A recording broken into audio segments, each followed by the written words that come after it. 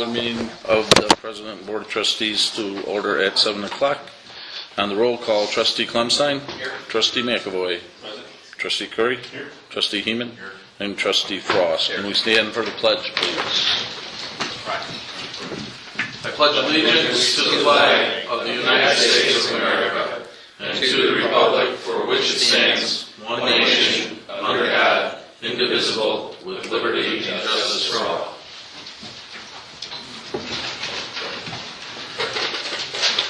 Anything from the floor? Yes, sir.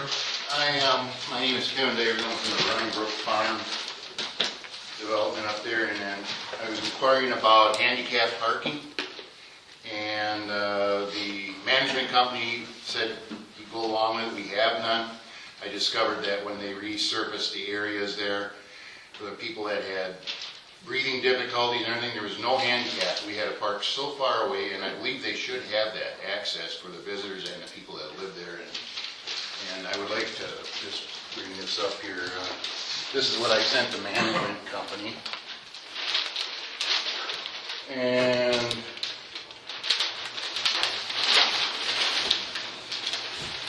my correspondence to the management company through email supporting it. And this is something I got off the internet saying that HOA should have. I think it's required. I'm not for sure. That'd be something for everybody to look at.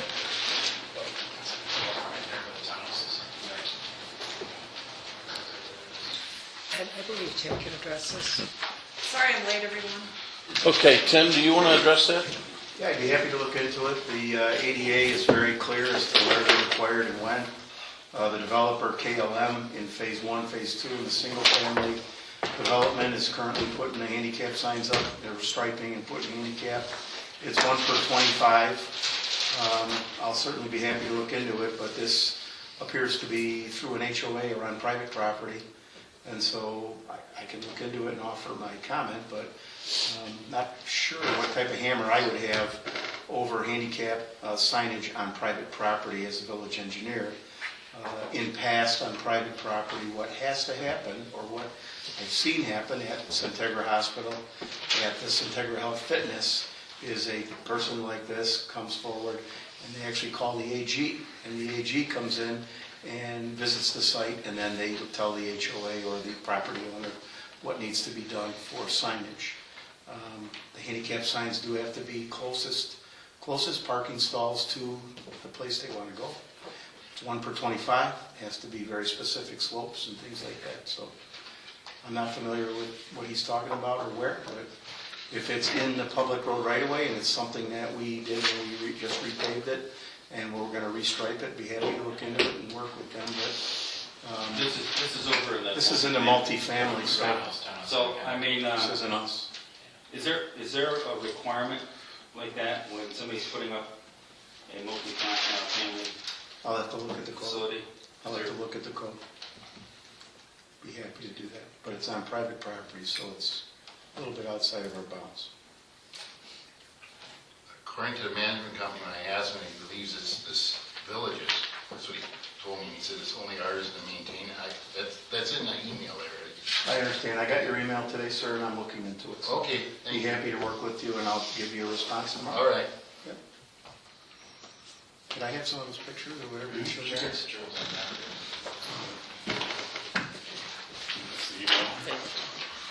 There's the email to Tim, take the response.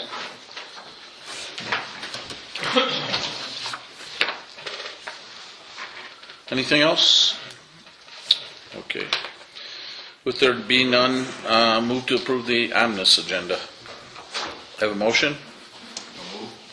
Second? Okay. Motion and seconded. Discussion on the motion. Discussion on the motion. With there being none, Trustee Hutchinson? Aye. Trustee Frost? Aye. Trustee Heeman? Aye. Trustee Curry? Aye. Trustee McAvoy? And Trustee Clemstein? Aye. We're going to move right into new business and the presentation by the McHenry Township Fire District. Tony? President, I want to thank you, village board members. Thank you for the opportunity to be here tonight to talk about the tornado With me tonight is Deputy Chief Steve Spraker, who is a brand new Deputy Chief in charge of our operations. I wanted to introduce Steve. Steve comes to us from Kankakee, Bourbonnais area, and is doing a fantastic job, and Steve's going to be here for a long time. So I wanted to get that opportunity to introduce him to the village board. And then also our administration Deputy Chief Rudy Horst, who's been here for 5 years. He's been with me the entire time that I've been the fire chief, and he's been down in the trenches with me for 5 years, and he's doing a fantastic job as well. So Rudy is the brains behind this presentation tonight, and behind the tornado siren. So I'm going to turn it over to him and let him take the floor. Thank you. And I have a handout for the trustees. If I can just guess. They were paused too.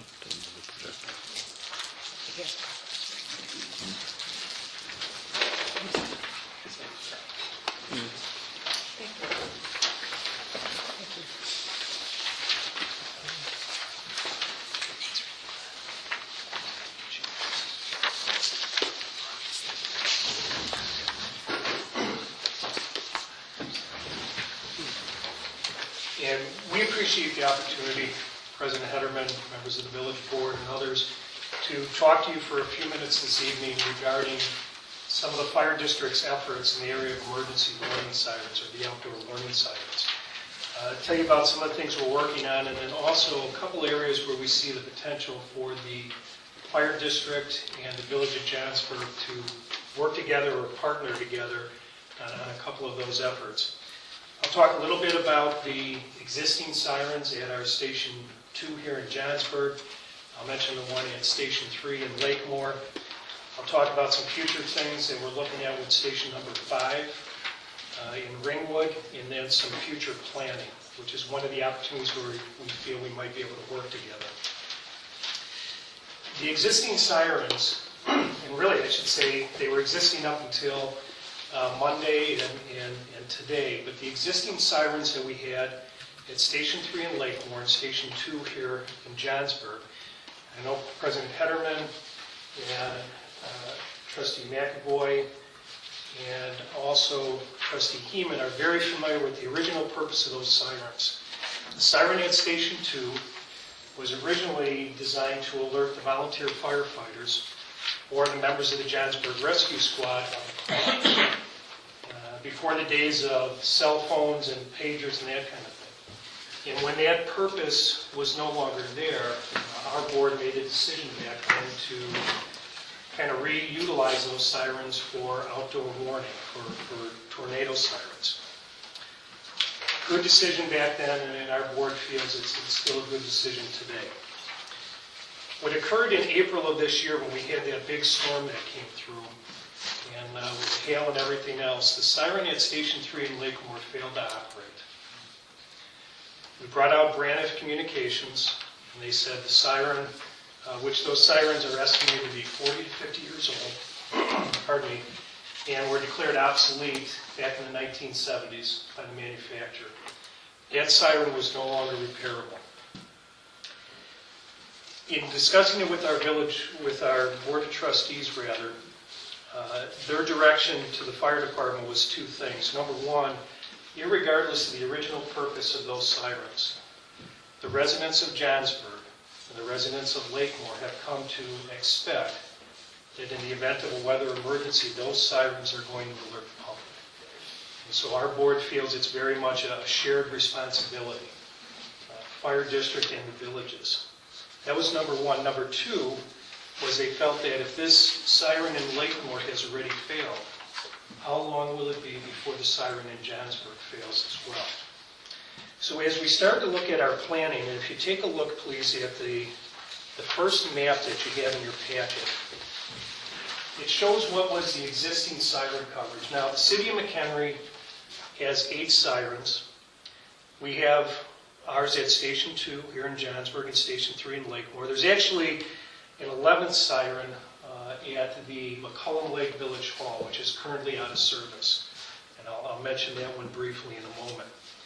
But if you look at the Johnsburg siren, and you can see the vast difference in the coverage area between that siren and the sirens that are operated by the city of McHenry.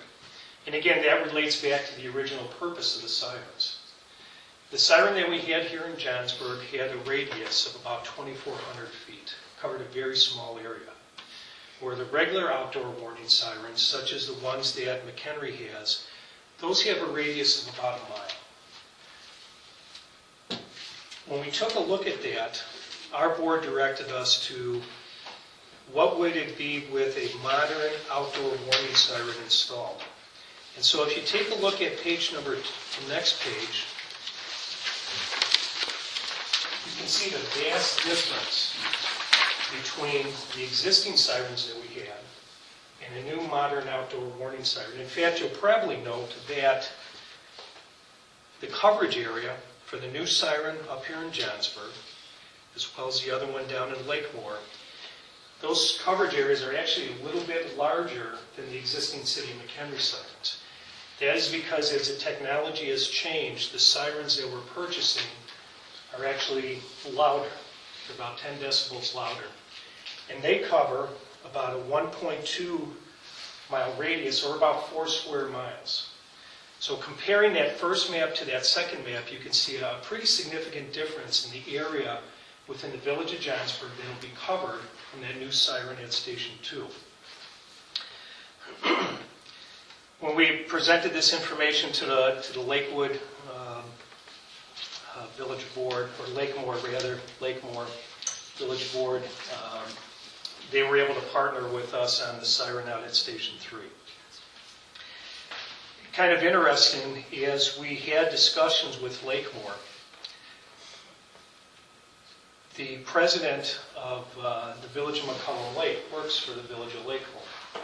And so we ended up getting into some discussions with them regarding a siren for McCollum Lake. And what we found is that the best location, or a very good location, for a tornado siren that would serve McCollum Lake's needs is up in the area of our Station 5, the new fire station that is getting ready to be built in the village of Ringwood. And if you take a look at the next page, it'll show you what that additional siren up on Ringwood Road, north of McCollum Lake Road, what that coverage area is going to look like. And right now, we are working on a partnership between Ringwood and McCollum Lake and the fire district to place an additional siren, or a new siren, at Station 5 when it's constructed. This brings me to the first thing that we see as a possible opportunity between the district and the village of Johnsburg. After presenting this information to our Board of Trustees, they elected to move forward with the purchase of 2 new sirens. We were able to realize some cost savings due to purchasing 2 sirens, and we were also able to utilize some of the components from the existing sirens, and that saved us some cost as well. And I should mention that the siren that we have at the Johnsburg Fire Station, the siren we have at the Lakemore Fire Station, are tied in with the other sirens that are operated by the City of McHenry. So when there's a tornado or some other weather emergency, all the sirens, all 10 of those sirens are activated at the same time from a computer console in dispatch. That same console monitors the sirens. Although you only hear them going off for testing once a year, every month they're electronically tested to make sure that that connection exists between City Hall and McHenry, between dispatch and between the individual sirens. By realizing that cost savings, it brought the cost for the fire district for the 2 new sirens down to $29,734. The district, having them at the 2 fire stations, they're hooked into the electric for the station, they're hooked into the emergency generator, which also allowed us to not have to go with solar, which is a little bit added cost. And the district will also be covering the cost of the annual preventive maintenance on the sirens, which is about $500 a year. I'm very proud to say that the new siren for Johnsburg at the Johnsburg Fire Station 2, installation of that began today. So if you went by there earlier today before it got dark, you would see a new 55-foot telephone pole basically with that brand new oscillating siren on top of it. Tomorrow, they'll be out to do the wiring on it, and between Thursday and Friday, they will be doing all the testing of it, which Claudette and I talked a little bit earlier today, and I believe they're going to do like a reverse 911 to let the residents know that they may hear just very brief that siren over Thursday and Friday. So that siren is going in. Everything should be set and should be in service and hooked up to the City of McHenry Dispatch Center by the end of the day on Friday. So the one item that where we see possibly an opportunity to partnership between the fire district and the village of Johnsburg, and I know the item that is for you for consideration tonight, is to partner on the cost of installing that one siren. Half of the one siren is roughly, not roughly, but it's $7,433.50. The second opportunity is with some future planning.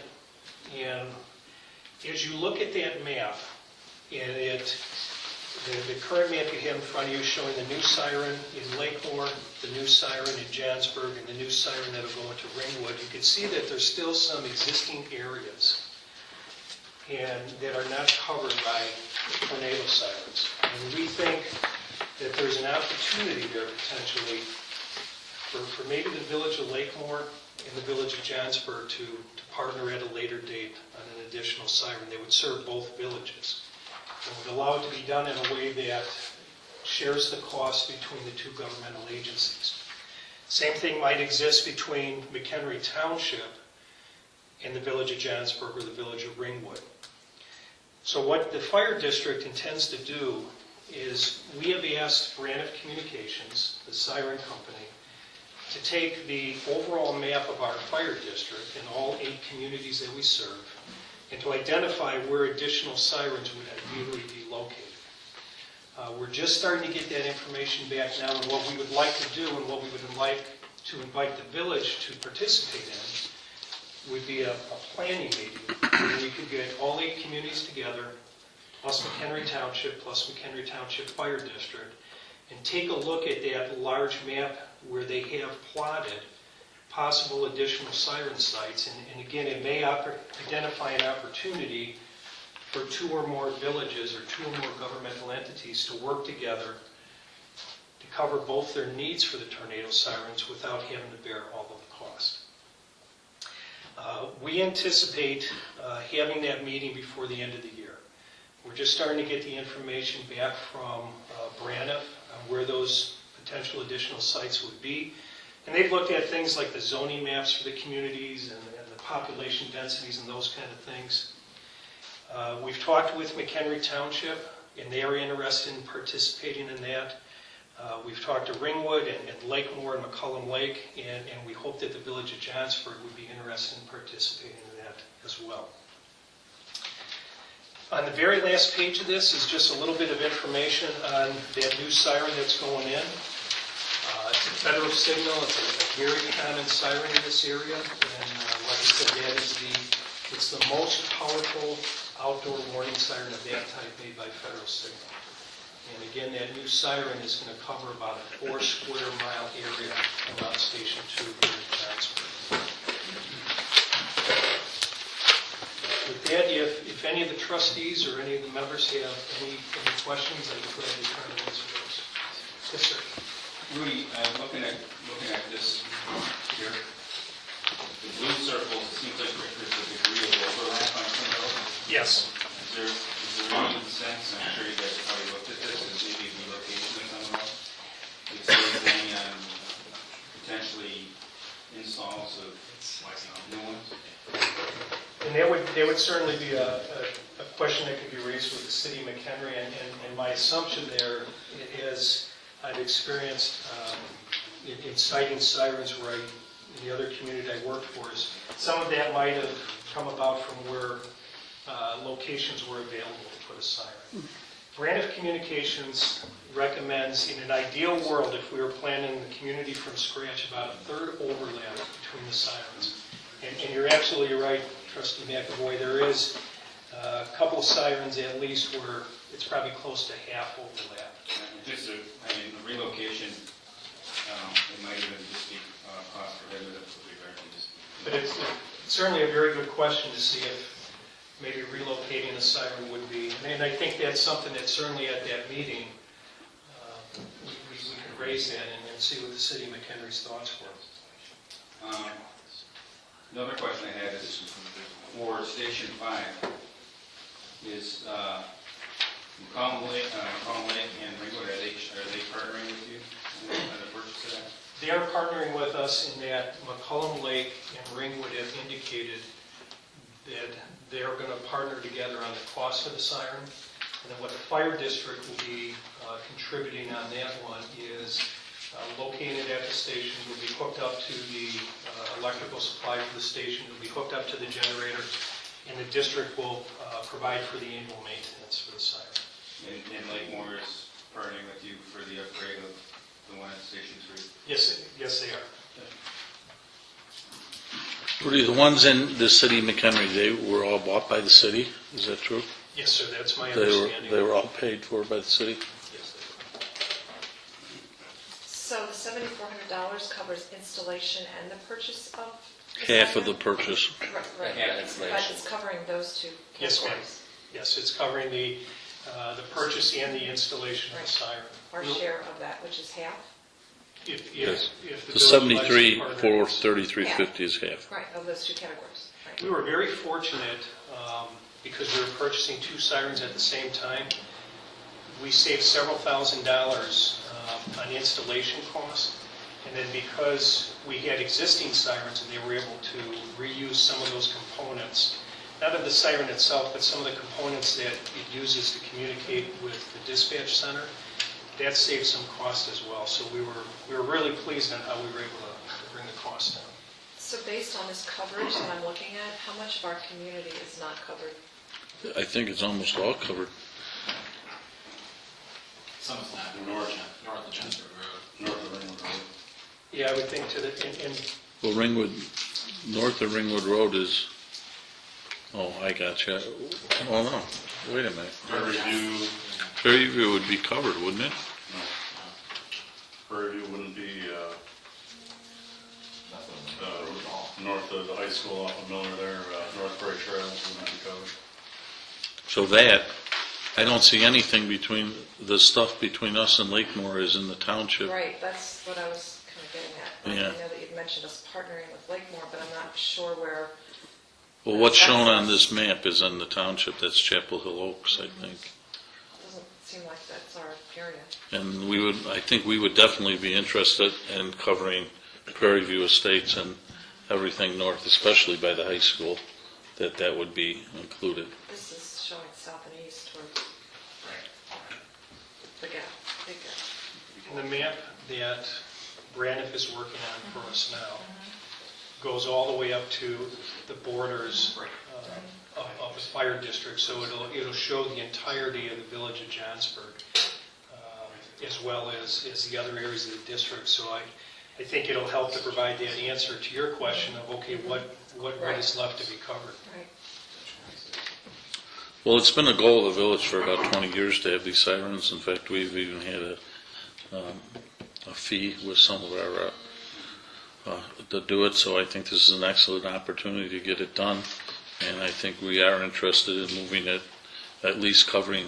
I think it's very important that it, if we can partner with the township and cover Prairie View Estates and up by the high school where the school is really a priority.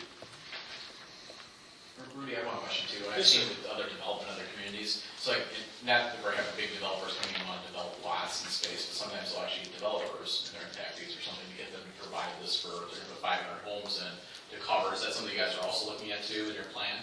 Potentially, because some of these spaces in Ringwood outside of maybe our area might become developed, that might help cover some of this vacant space. And that could certainly be something, I know I keep referring to that meeting. Sure. I think that would be maybe an opportunity to raise that. I know- That'd be an opportunity for us. Well, Absolutely, that's what I'm saying, if you ever get a developer to come in a certain spot where we have, we are collecting on impact fees now. We have a line item. that's correct. So we've collected about $1,000 is what put it.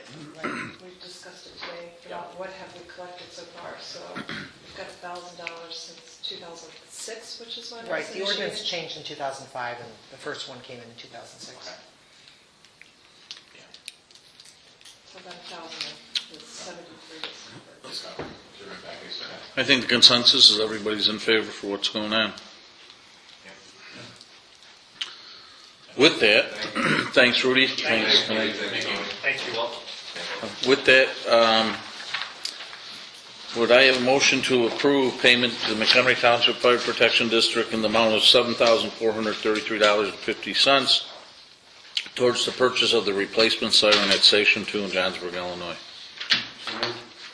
Motion by trustee Curry, seconded by trustee McAvoy. Any further discussion on the motion? With there being none, trustee Hutchinson? Aye. Trustee Curry? Trustee Heeman? Oh, I'm sorry, trustee Frost? Trustee McAvoy? And trustee Clemstein? I always get those guys confused. Thank you, guys. Thank you very much. Thank you very much. Thanks. Okay.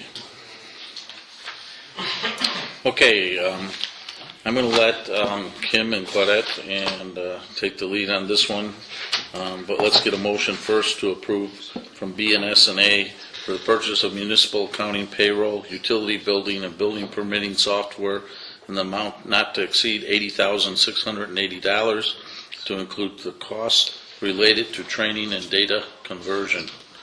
Can we have a motion on that? Motion by trustee Heeman, seconded by trustee Clemstein. Okay, now discussion on the motion. You will recall during budget preparation, this was a line item that was included in our budget. We originally included $50,000 to pursue new software, and prior to Lori's retirement, she undertook a major investigation of some of our options out there. We had several different software companies come in here and actually do demonstrations with all of the staff, so we could get an idea of what each of the softwares were able to do. And you included, I believe, Kim, you sent that out Friday, an email that included a recommendation that came from Lori, who apologizes she can't be here tonight. She wanted to be here to discuss it with you, but and she made a recommendation that we go ahead, and it's supported by staff as well, with the BS&A software. One of the main differences, obviously, is the amount that was included in the budget versus what we're actually seeing come forward. And what really is driving the majority of that is there's another component of this software that we've chosen to go ahead and move forward with this year that we weren't originally going to do, and that's the building software component for the building department. We were originally going to hold off on it. Didn't really feel that there was a need, but as we're starting to set up our systems, working with HR Green, and trying to create a standard of operation for that department moving forward, we're realizing just how necessary it is for us to get some updated software. The current software that we have just doesn't serve our needs. So that's adding, without that component, the total bid came in at about $57,000, so it was slightly over what was originally budgeted before we were seeking Within proposals. But within the appropriations. Exactly, absolutely. So then by the time you add in the additional data conversion and the cost of adding the building department software onto it is what's driving it up to that $80,600 number. That number does include training and all of the data conversion and everything related to getting us up and running. It anticipates numbers of days of training. Obviously, if we catch on real quick and we could do it more swiftly, we'll reduce those costs. But they feel pretty confident that that's probably what we're looking at. Correct, Kim? The difference, we had an opportunity, a savings opportunity within the budget. If you recall, we also included $22,000 in the budget to move forward with the purchase of a generator, a 3-phase generator. And we were fortunate the police department helped us acquire 3 generators through the federal surplus program that didn't end up costing us anything. So that's why we've also chosen, we do have that dollar amount available to us this year that we can direct towards this purchase. And we really feel that it's necessary to move forward. The sooner we can get that building department software up and running, the sooner we can get the information in there. Every year that goes by that we don't have that just sets us back another year. We also want to get everything that we had existing stored out at Public Works, all the prints and all the master plans for the subdivisions and everything, stored electronically instead of saving all that paper, and loosen up the room there. So it's really planning for long ways into the future, that we will have all that stuff, instead of building more buildings to store it, use technology that's available to us to have it. And I think it makes sense. It's a lot cheaper way to go in the long run, even though there's an initial investment now. When we put everything there now and keep it up to date, we'll be ahead in the future. Absolutely. I'm glad you brought that up too. Just so that you're aware, the existing software, the MSI software that we're on currently, we put in place in 1999.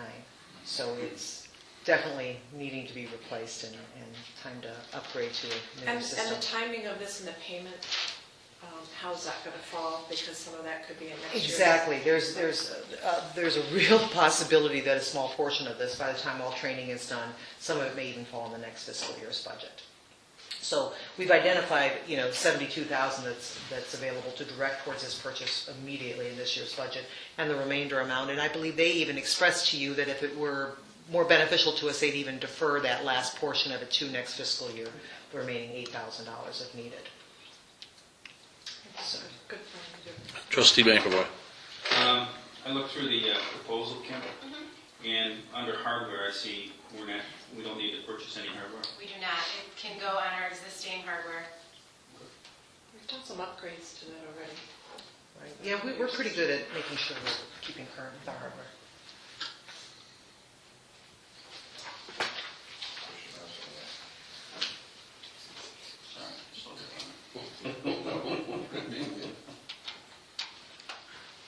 It's a lot of money, but we knew it was coming, and I think, it's staying ahead of this and opening up some room at Public Works too, like I said, and getting that stuff all in there.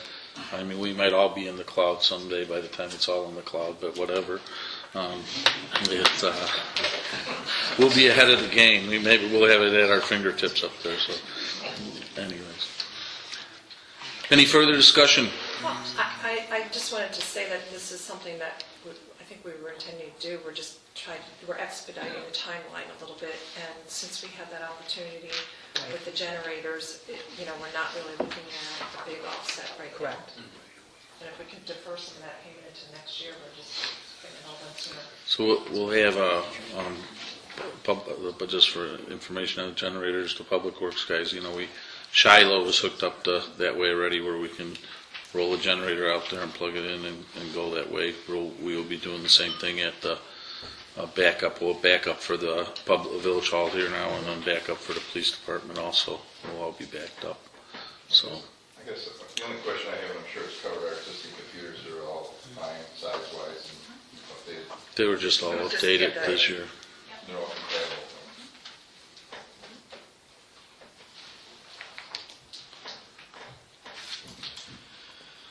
Anything else? Trustee Hutchison? Aye. Trustee Frost? Aye. Trustee Heeman? Aye. Trustee Curry? Trustee McAvoy? And Trustee Klumstein? Motion carried. Okay. Michael's going to do a little bit of an explanation. Michael, a little bit of an explanation. Okay. To move to approve ordinance 15-16-10, proposing the establishment of a special service area number 32, wastewater treatment facility and collection system project in the village of Johnsburg, setting public hearing date and providing for the other procedures therewithin. Okay. This is a little bit, things have changed since we did the last SSA. So Michael's going to explain what's changed. Do we want to do a motion first as one so Yes. moved to approve the aforesaid ordinance? Motion? So moved. Motion by Trustee McAvoy or Trustee Hutchison, and seconded by Trustee McAvoy. Okay, discussion on the motion. So this is the first step in the process by which the village, based on the input from the residents, is incorporating this into an ordinance which proposes the establishment of an SSA.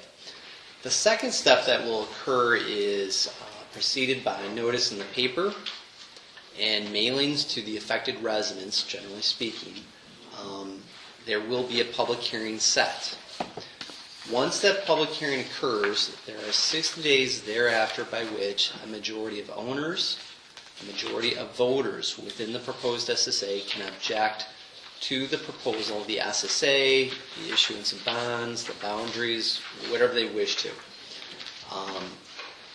In the event that a petition is received with a majority of each of those two categories of residents, owners and voters, it essentially acts as a veto. But as we've also talked about before, say theoretically that there's an objection petition of 50% of both those groups that doesn't meet the statutory 51%. Even in that event, the village is not obligated to proceed with the establishment of the SSA. So what is contemplated by this is a public hearing date of December 22nd, which will be preceded by notice in the paper and mailings to the affected residents. Are there any questions about that? No, this is exactly what we talked about at our last board meeting, and all we discussed it at length. Those letters were sent out. Colette, as far as I know, there was one response to all those letters that were sent out, right? Yeah, The people notified. Correct. And everything's been very positive. Maureen, you're part of the SSA. Have you heard anything different, or is it? I've heard that positive. Okay, perfect. Okay, so that's where we're at. Any discussion, any questions? I have a couple questions. Let me try. Since I wasn't at the last meeting when it was discussed, and Claudette's kept me pretty informed, but I just had a couple of questions on how the $250,000 portion that the village is fronting and how that's going to be paid back. I probably actually Maybe need to address that. Claudia can do it. The money is being fronted with the anticipation that people connecting on Fairview Avenue, as they connect, that will come back to the village. The entire amount. The entire amount will be, just a question of how much time. What we're proposing is financing of a 10-year period. When I spoke with the board about the payment, and I want to say that number was $30-some thousand a year was the anticipated repayment amount over a 10-year period. We know of a few people on Fairview that want to connect. Whether or not they'll actually be in a position that they want to pay the full amount up front, I don't know that as of yet. We've given them a date in that letter saying that they need to let us know how they want to proceed. We will want that information before we bond that, before we pursue that loan, because it'll just reduce the amount exactly that we'll borrow.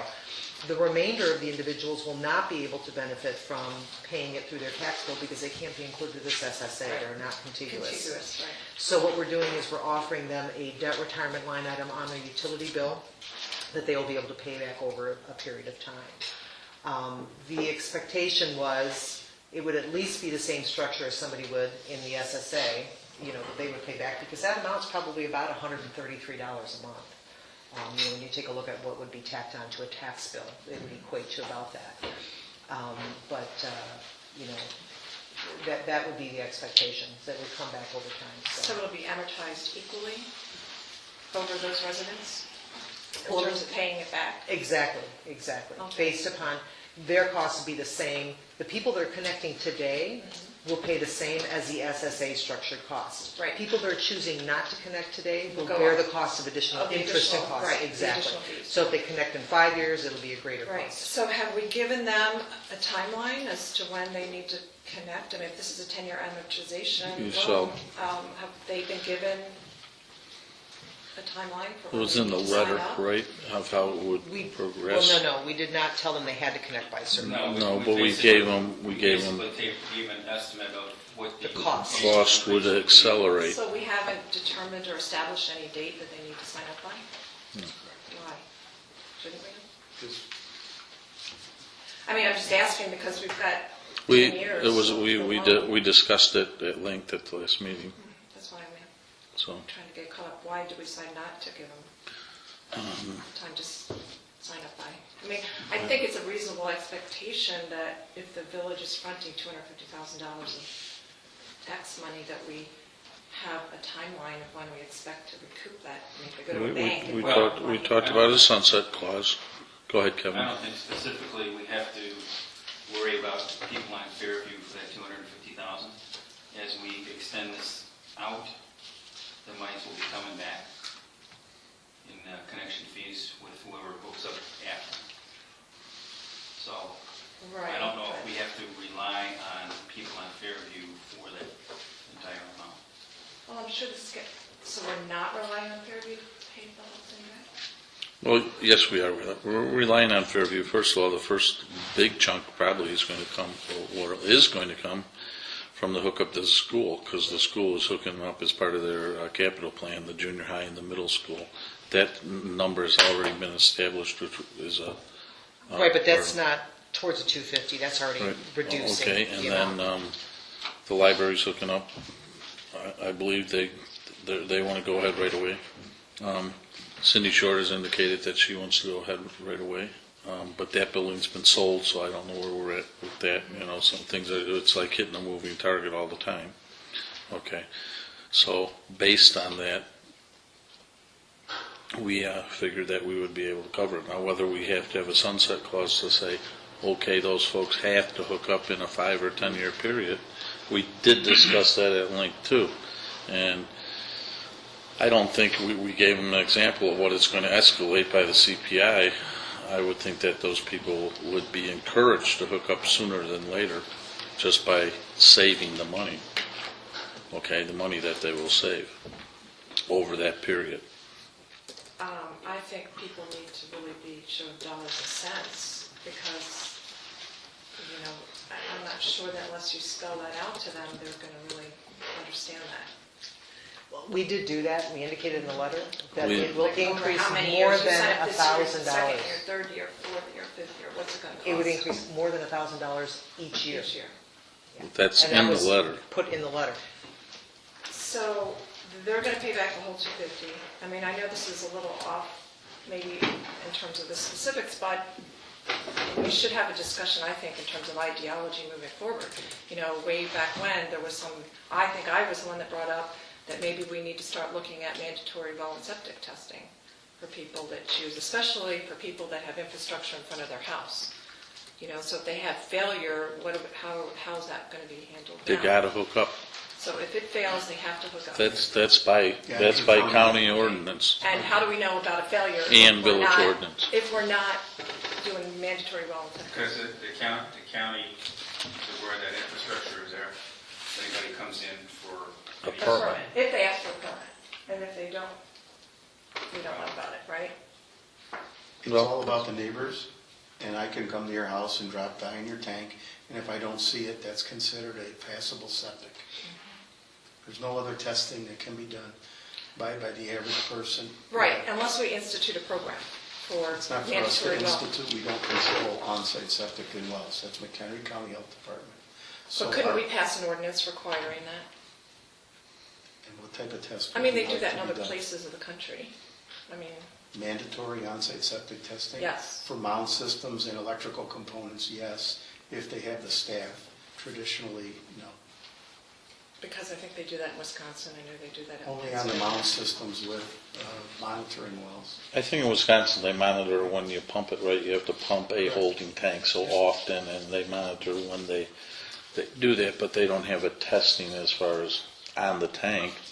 The McHenry County Health Department has a map of our sewer system, and if they are within a certain distance or adjacent to, there is no question they must hook up to our sanitary sewer. If there's failure. If there is a repair or a failure. Okay, so repair or failure. And it's very clear in their ordinance what that is. And I wanted to make it clear because I was there today. A homeowner can technically not do anything on their septic system. Finding a drop box is one thing, but replacing it, replacing a line because you're putting a patio or a deck, everything needs a permit. The health department is open 24/7, 7 days a week on call, and I have their card. And so if anyone sees someone doing work in their yard without a permit card, we can call this number, and this has always been in effect. This has been news to me. So they will come out. They have people that work Saturdays and Sundays.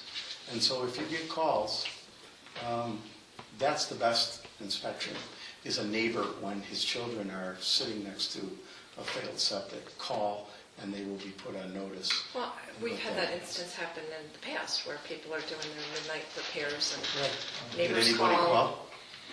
and somebody goes out to see what's going on. Unfortunately, a lot of neighbors don't call on neighbors because they don't want that combative,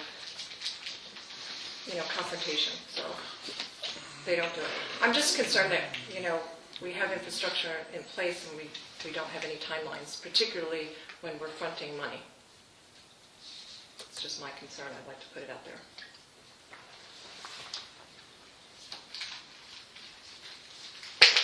We had a long discussion about that. I understand your concern, and it was after the discussion, we agreed to move forward that we may have to front money for that we are going to use that target number. I love fronting the money. Okay. I'm not opposed to that. We have to Okay. move this project forward and we have to get creative and do things to make Right. it happen. I'm not arguing that point at all. I'm just making the statement that, in my opinion, since I wasn't here to voice it, when it was discussed, I'd like to put it out there now that I would certainly be in favor with putting timelines into having people hook up when the infrastructure is there and when the village is fronting the money to make those projects happen. What would you propose the timeline be? I don't know. I think it needs to be something reasonable, at least 3 years, 5 years, something to that effect. We've got a 10-year note out there. Right. So I just think something reasonable, we're not going to shove it down people's throats. But on the other hand, again, this is a little different when the village is spending taxpayers' dollars to put the money up, as opposed to it strictly being an SSA. Support it 100%.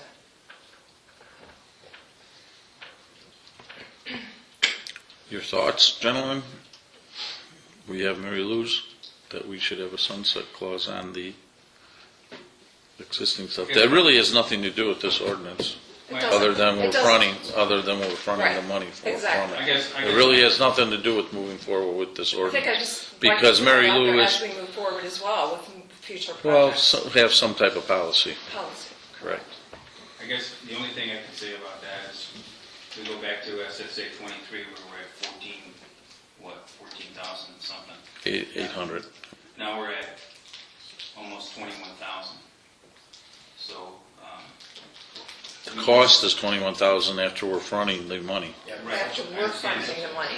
It goes back to But- us fronting the money. I'm just, so, we need to push this thing forward one way or the other. I agree, and again, I'm not. That's just my comment, Yeah, I'm not saying that I don't agree with it. As a matter of fact, I weighed in on that when Claudette called me when I was out of town to say, I absolutely think we should front the money to make it happen. I just saying that if the village is going to do that with general fund and taxpayers' money, we should look at a certain timeline.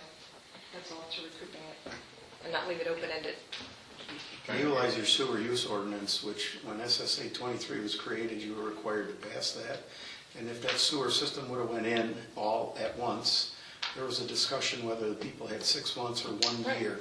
So just take a look at that, not tonight, but work with Claudette in ordinance and see if you want to amend that and see if that fits with what you've already passed. Right. It's been sitting there on the books since early 2000s. Exactly, we did have timelines then, so just, I was on the board at that time, but some of the other ones weren't, Right. to remember that.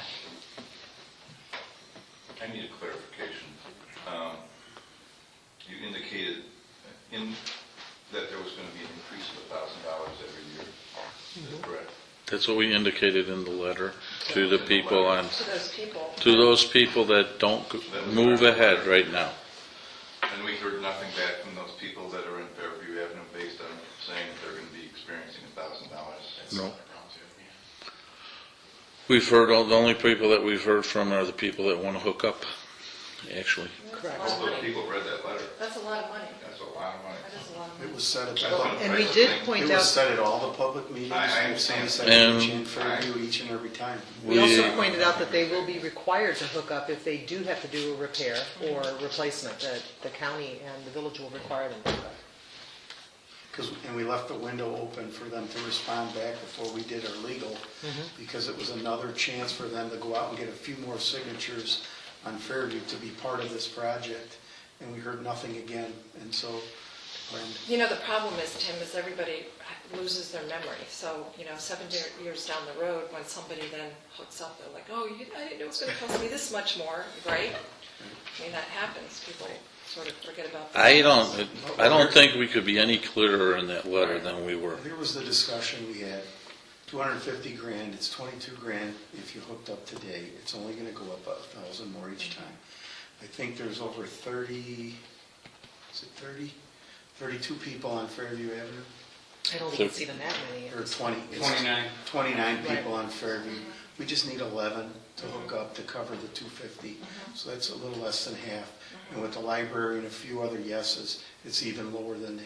No, the library and the school are already out of Already that. took, 'cause Yeah, library 250 is minus the out. school and Okay. the library, I'm yes. sorry, so we need 11 people out of the 29, and we heard from them, the majority that attended all the meetings with us, the neighborhood captains and the representatives were ready to go. They just couldn't convince the other majority. Right. So we feel very confident in the next few years, if not sooner, they're going to jump to 22 grand like now, because 23, 24, 25, that's why we put it. Maybe we need to have reminder letters go out to them once a It year. wouldn't be bad each year. Once a year, just to let them know. Well, and one thing we talked about too is that there's actually a letter that's going to go out to them that's going to be recorded against their property. Because the yeah. future purchasers of those properties needs to understand that there's this obligation, not just, oh, I've got a sewer there I can connect. Well, you can, but the cost is Right. so much money. So That's important. that's going to be the next step. That letter will go out to them and basically indicate that this letter is being recorded. And we did send a letter out similarly for Fritz's SSA. He did. Right. Because he allowed them, anyone in that service area to hook Within a on. certain period of A time. certain Right. period, if not, it goes up. And Right. I think we had 1 or 2 people Right. come in after that, year or 2 later and Right. hook it. So it does work. I would And I think, just you remind know, them once a year. I think that's a good idea. But as part of that discussion, that's our target number, and we are sort of had the consensus that we are going to front money for other areas also I to know, keep we're it going to moving. have to. Right. Because we have to do something to Something, keep the right. project going. Keep the project going, so, At the rate that it's going up. right. So I think we're all in pretty much agreement that way. It's just it is whether or not we want to say, 10 years, or do we want to say 15 years? But let's look into it. I just don't think. it Sewer should be committee will open-ended. look into it. I don't think it should be open-ended. Okay, I understand. Can I ask a question? How was $1,000 a year calculated? What was the basis of it? We did Interest. we did a detailed analysis from 2007 to today, and it even included 2016, and we included CPI plus price increases. Interest. And interest on money. And I think I presented that to you a year and a half ago. But we freshen that up every time a neighborhood asks what the extension would cost and per person. Well, correct me if I'm wrong, the lines are in, the mains are in already, is that correct? Right. But the 1,000. And they've been paid for. Yeah, Tim, it's not construction costs. That is strictly interest, and the Bear Village is carrying costs on this. $1,000. What's driving that, yes, and administrative handling of that, there was percentage. The interest cost that we were using was 5% on that. But related to those costs in Sunnyside Beach, that project escalated. For Sunnyside Beach, but not for Fairview, because that infrastructure's in. I think, John, you go back to that, and I know a lot of people go back to that lines are in, the lines are in, but the facts are that they benefit 450 Well, I'm not people. debating that. Tim was just saying that the cost of escalation for the increased cost of construction in the future when they're in already, so you can't use that. I mean, I just wanted to clarify, that was part of it, was just the interest and the Yep. administrative cost of carrying it. Exactly. The other thing that's important to realize, John, is that their number is they're getting the benefit of the combined projects together, because if it was a standalone number, that would have been $10,000 higher. So, those residents are still getting the benefit of the combination, and that was, the board decided to do that to help the people on Sunnyside who couldn't go out alone. So the school and the library are not contributing towards this? Yes, no, they are contributing. Not But towards the they're not- 250. Not Right. Right. They are paying for it. All right, okay. So that was... That's already figured in come when you off before the calculated. 250, is my point, yes. Good. Okay, good. All right. Okay.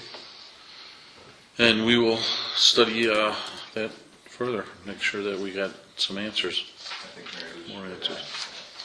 I Right? agree with it. Okay. Any further discussion?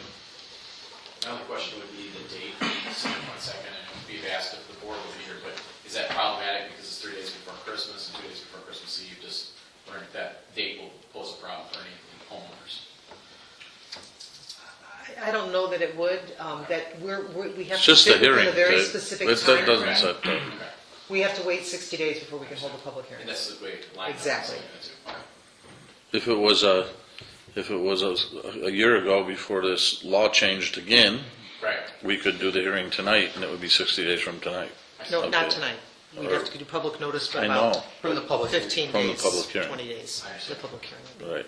Thank you for the But that changed again, right? correct. We could have had the hearing tonight if the No, law not- wouldn't have changed. There were a handful of changes. That's what I'm trying to get at. One But not the hearing statute, tonight. one statute was added to say that there's no longer waivers in advance through a declaration of covenants. In the event that a levy goes up by more than 5% in a given year, there has to be another public hearing. I understand the rationale was a lot of this was done in the wake of SSA 23, and changes have kept coming along from time to time. All the issues at the state level with finances, and they decided to devote time to making more strict FOIA statute and the SSA law. That's the response. Okay? Do we get a little asterisk with our name? Johnsburg? Johnsburg success. Okay. All right, it's on the roll. Trustee Hutchinson? Aye. Trustee Frost? Aye. Trustee Heeman? Trustee Curry? Trustee McAvoy? And Trustee Clemstein? Motion carried. We have no reason to go into closed session, I don't believe. So entertain a motion for adjournment. So moved. Motion by Trustee Frost, seconded by Trustee Curry. On the roll, Trustee Clemstein, Trustee McAvoy, Trustee Curry, Trustee Heeman, Trustee Frost, and Trustee Hutchinson. Thank you.